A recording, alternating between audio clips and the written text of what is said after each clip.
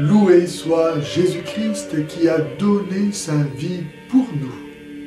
Sa grâce et sa paix soient avec vous. Jésus n'a jamais cessé d'aimer, même sous la croix. Père, pardonne-leur, ils ne savent pas ce qu'ils font. À cause de cela, il a vaincu le péché, qui est la cause de tout mal, et la mort elle-même, qui est la conséquence ultime et définitive du péché.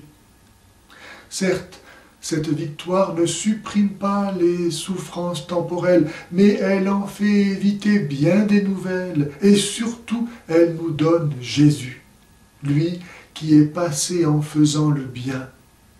Sensible à toute souffrance du corps et de l'âme, Jésus guérissait les malades, nourrissait les affamés, exorcisait les possédés, consolait les affligés, ressuscitait les morts, et tout cela en proclamant bienheureux ceux qui pleurent, ceux qui sont affamés, ceux qui sont doux, humbles, purs de cœur, persécutés à cause de lui. Quel paradoxe! Paradoxe du Christ qui vient nous décharger du fardeau de la souffrance en le prenant sur lui. Venez à moi, vous tous qui peinez et ployez sous le fardeau, et je vous soulagerai. Voici que nous montons à Jérusalem, et le Fils de l'homme va être livré aux grands prêtres et aux scribes, qui le condamneront à mort, et le livreront aux païens. Ils le bafoueront, cracheront sur lui, le flagelleront, le tueront, et 3 jours après, il ressuscitera.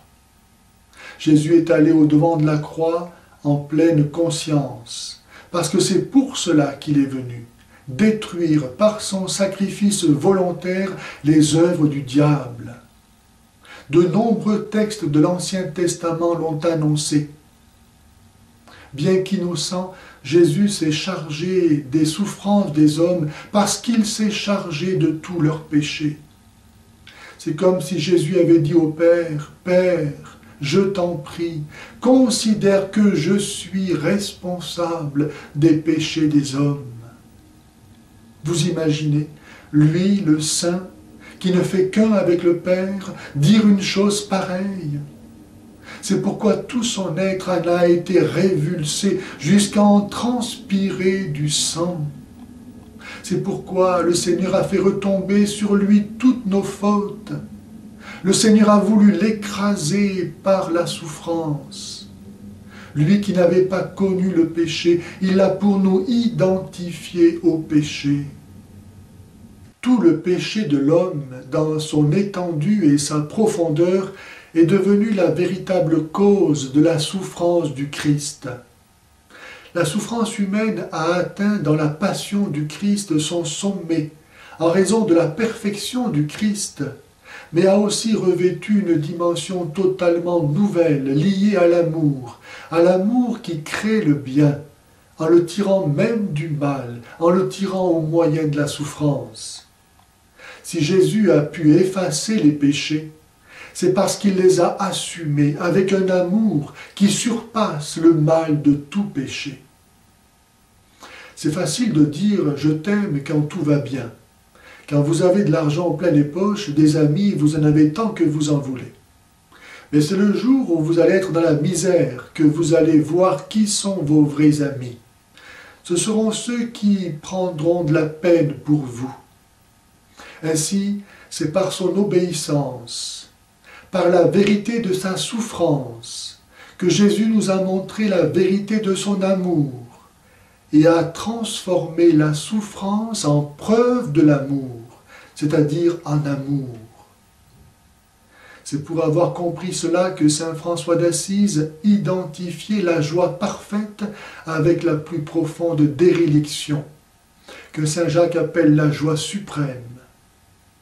Nul ne peut être chrétien qui, à la suite de saint Paul, me dise que jamais je ne me glorifie, sinon dans la croix de Jésus-Christ qui a fait de moi un crucifié.